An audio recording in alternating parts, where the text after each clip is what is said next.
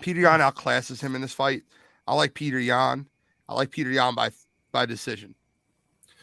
I agree. With it being a 3-round fight, O'Malley's cardio, I don't think really going to get called into question. But Peter Yan can go on another level when he wants to. I think for O'Malley to have any kind of chance in this fight, he has to win the first round. Because I think like you said, once he gets going, I think he's just going to outclass him. I think maybe O'Malley wins the first. I think Yan dominates the second, and then O'Malley maybe tries to steal the third. But I don't see it. I don't see it at all. I think worst case scenario, it's 29-28 for Yan. I think the long stretch of good luck and wins for O'Malley finally comes to an end. I think Peter Yan gets his hand raised. So we talk about Yeah, I think there's an issue with the recording. I think the stream ended it. Okay. So let's keep going. All right. Well, we talk about styles making fights, things like that. We're in a spot where O'Malley is about 6 inches taller than Peter Yan. Where this is also a fight where you already mentioned that O'Malley's typically, I feel like, a fast starter, and Yan is a slower starter. So with that said, I got O'Malley winning this one. I think he's gonna win third round decision. I think he gets the first round, and I think he's flashy enough to get either the second or the third round.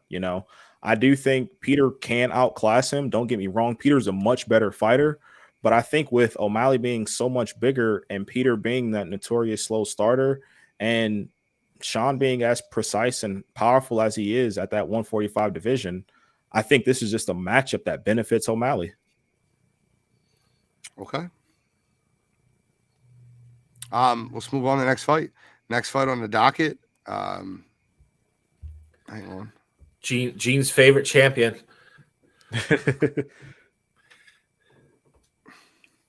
Oh, yeah, I forgot. I have it written down too. The second best fight at bantamweight for the night. Aljamain Sterling would be fighting TJ Dillashaw. Aljamain Sterling's a -175 favorite. TJ Dillashaw's first real test back. I'll take TJ Dillashaw. I think TJ Dillashaw beats him. I think Aljamain's a fraud. Give me TJ.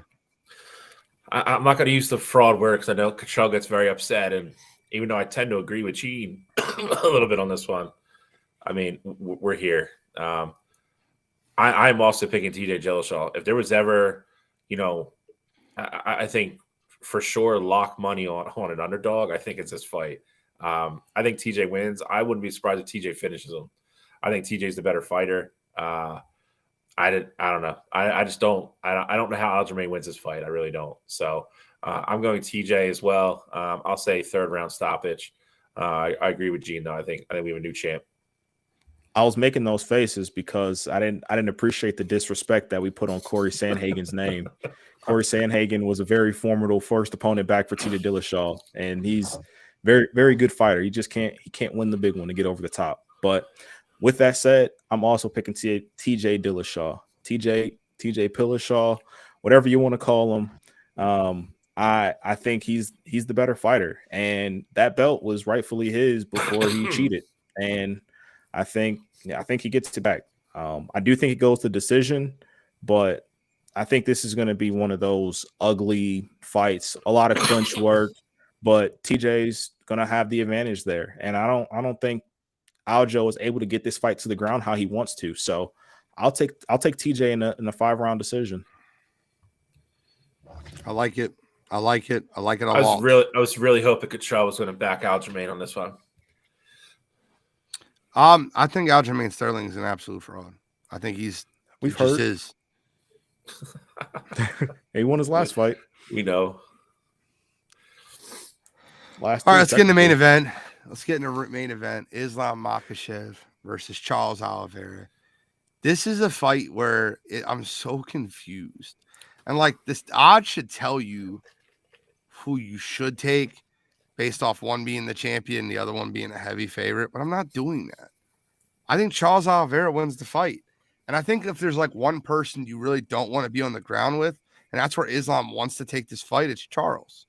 Like, I think what ends up happening is Islam ragdolls him for a round and a half, tackles him, gets him on the ground, beats him up, little ground and pound. It's looking like Islam's dominating the fight. And all of a sudden,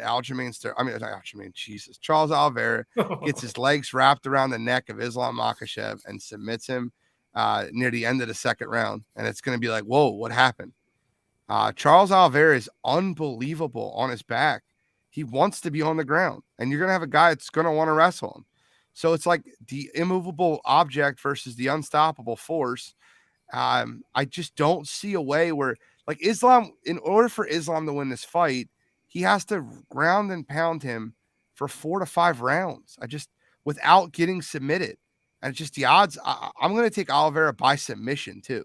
I don't think there'll be any other way to pick this fight. I'll take Oliveira by submission. If you want to be smart about it, right, you can guarantee yourself money.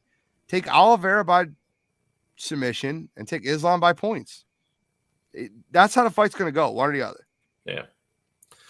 I don't think. I think the odds.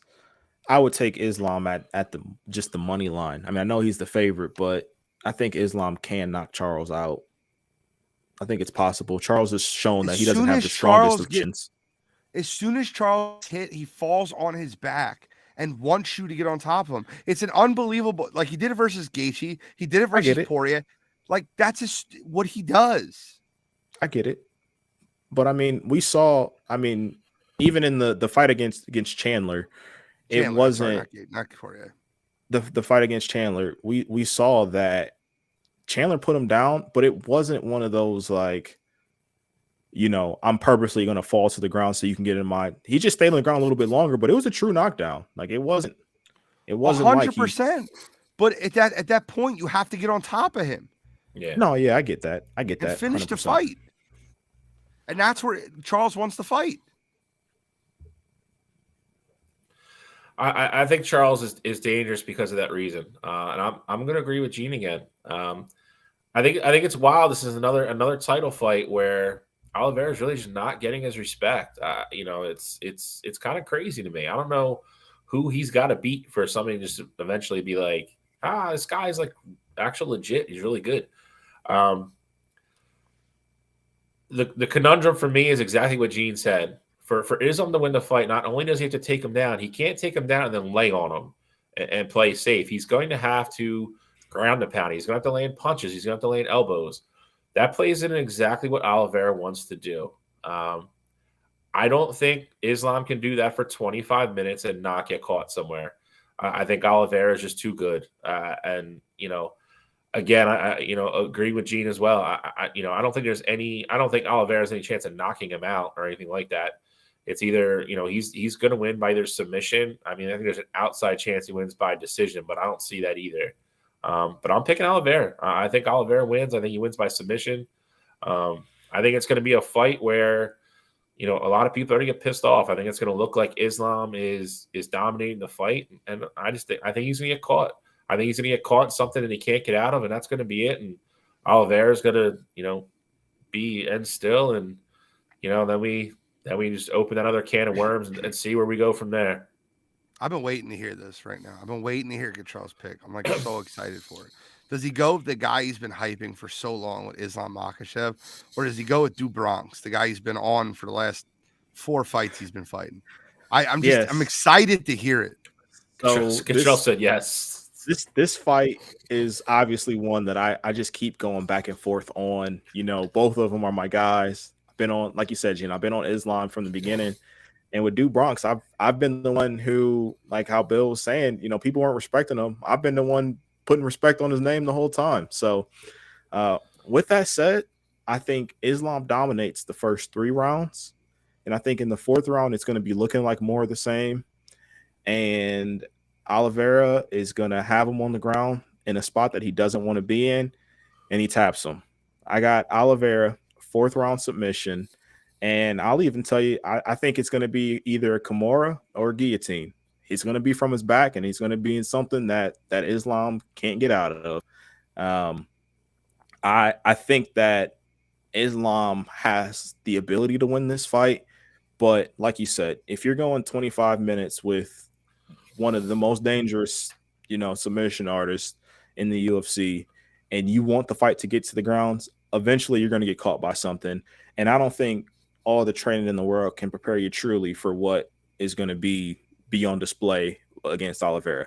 Obviously, Islam has Khabib in his corner and trains him and all that, but that's just not going to prepare you for what the dangers of what Charles can do. And I think that BJJ takes center stage, and we're going to look at Charles getting his belt back because they had to vacate it because he missed weight. And I'm curious to see what happens next, whether it be he call out. Khabib will be there ringside. So will he call out Khabib? Will he say he's the best 155er ever? I'm sure Volk will be there too because he's already been named the backup just in case one of them missed weight for that fight. Is he going to call out Volk? So it'll be really interesting to see how that one plays out after the fight's all over. Gentlemen, just because this stream graphics got slowed down, we should skip the Mount Rushmores because we're on a totally different stream right now, and the graphic, there's no one live viewing it. So let's skip the Mount Rushmores and move to You Gotta Be Kidding Me. We have the graphics set up for next week. We can play them next week, and maybe we'll start the show at Mount Rushmores. But at this point, it's doesn't make sense. It's late too. Yeah, no, I'm with you. Okay, so let's move to You Gotta Be Kidding Me. All right, well, I got a fun one. My You Gotta Be Kidding Me is myself for picking the Los Angeles Lakers to be going to the NBA Finals after the display they put on last night. I don't want to just overrate one game performances. The Lakers aren't built to win a championship, and obviously that was clear from the jump with who they have on their team. I just thought that with a team with LeBron, and I thought this would be the year that AD stays healthy. And I'll tell you right now, if AD plays 82 games and LeBron plays 82 games, this team still isn't winning a championship. They do not have the horses to play on the perimeter. They can't shoot, and they're going to go up against a lot of teams in the Western Conference that can. So that this week for me, myself. Come on, you gotta be kidding me. Bill? Well, mine's kind of fun, but there's no way I wasn't getting into the show. My You Gotta Be Kidding Me is going to be a combination of James Franklin and the Penn State football players in the tunnel at halftime. You were winning the game at that point. I don't know. It was granted it was by 2 lucky plays, but it is what it is. You're still leading the game. And you decide to get in the tunnel and get in a scuffle with the Michigan team heading into the locker rooms. It is tight in there. I've been in there. But some tough guy from Penn State decided to start chucking peanut butter and jelly sandwiches at Michigan players. It's hilarious on one factor, but at the same time, like, dude, throw something else. Like, if you're gonna do that, like, throw a freaking chair, do something. What are you accomplishing throwing a bread sandwich against people with helmets on? Like, my Lord, and it makes you look like an even bigger baby when you go out and get boat raced in the second half. And then James Franklin coming out in starts his post-game press conference with, they need to look at adjusting the architecture of the stadium. Like, not, hey, my team just got blown off the goddamn field and bullied for the last 30 minutes. I want to talk about the tunnel heading into the game. So the softness of it all, the whole Penn State program in general, you extended the wrong guy. I hate to say it, but that's neither here nor there. So for this week, Penn State and PB&J Gate. That's your money. You gotta be kidding me. You gotta be kidding me. Mine's simple this week. Someone had to use it. Mine's Robbie Anderson. Listen, at the end of the day, Robbie Anderson wants to play for a winner, and he has a temper problem, an attitude problem. He threatened to retire for Carolina. Listen, man, you signed a contract to play for an organization. You never quit on your brothers. You never quit on your teammates. I understand he got told to leave the field, but he's arguing with his wide receiver coach. Everything that got brought up in that situation was nasty, undermining the coaching staff and everything that they're doing. You want to ask for a trade, do that privately. But it ran into almost an Antonio Brown situation. Luckily, Carolina traded him to Arizona to another dysfunctional franchise with a dysfunctional head coach and a dysfunctional quarterback. But with that being said, Robbie Anderson, it's an absolute joke what you did. So for this week, Come on, you gotta be kidding me. that was a joke. I can't believe that he did that. But we had another AB worked. situation where someone got thrown off. It did. It worked. Yeah, I mean, he got the desired outcome, and I think that's part of the problem. I think these guys are less worried about how it looks now and what might happen versus them getting out of town and, going to a team that they desire. But I mean, to your point, I mean, how much better is that situation in Arizona right now? I mean, is it better than Carolina? Sure, but like by how much? No. No, it's not much better. But with that being said, this is show 107. Any final thoughts? I just want to give my thoughts and prayers to Tiny and Audia and their family. So that's my final thought I want to give. I know I said it earlier, but just want to add it again. My thoughts and prayers are with you guys. Yeah, I mean, I'm going to echo that. I mean, that's something I wanted to bring up. Not putting obviously all the details out, but just we're thinking about you guys. I mean, Cottrell's part of the show, obviously, but you guys are part of our extended family, especially. So, thoughts and prayers to you guys and the family right now. I think their division is better. The only other thing I want to say is same kind of thing. Not going to go into great detail, but really close friend of mine, CJ. Just thinking about you. Hope you feel better, bud. Hope everything works out the next couple of days, and I'll leave it at that. Thank you. Cottrell, any final thoughts? No, so I mean, I'm gonna echo everything. Everything you guys said, of course. Won't say too much on here, just because I don't know how much wants to be shared, but definitely appreciate it. I'll speak on behalf of them. Definitely appreciate it. Definitely feel the love. And it's funny because brought it up to him while we were back home on Monday. And literally right away, you guys reached out to him. And so super appreciative of that. And we'll figure it out. Thank you. Appreciate everybody tuning in. I appreciate everybody downloading us on Apple Podcasts, Stitcher, iHeartRadio, whether you were listening through Facebook, YouTube, Spotlight, wherever.